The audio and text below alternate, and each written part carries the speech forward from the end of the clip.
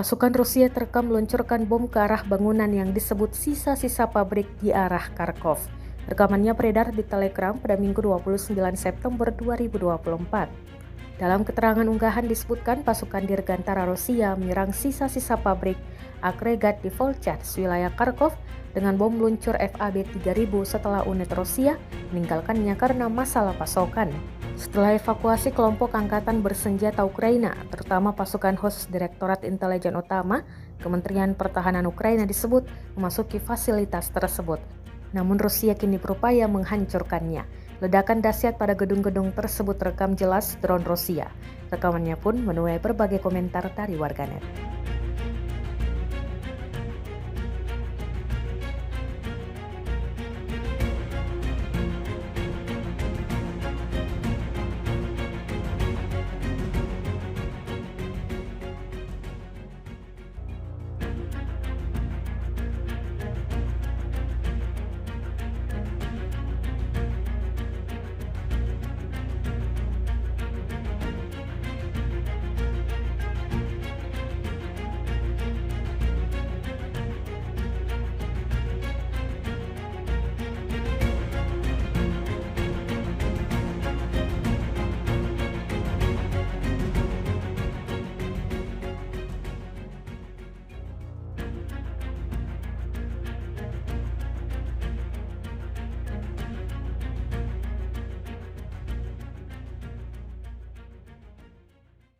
Download Tribun X sekarang, menghadirkan lokal menjadi Indonesia.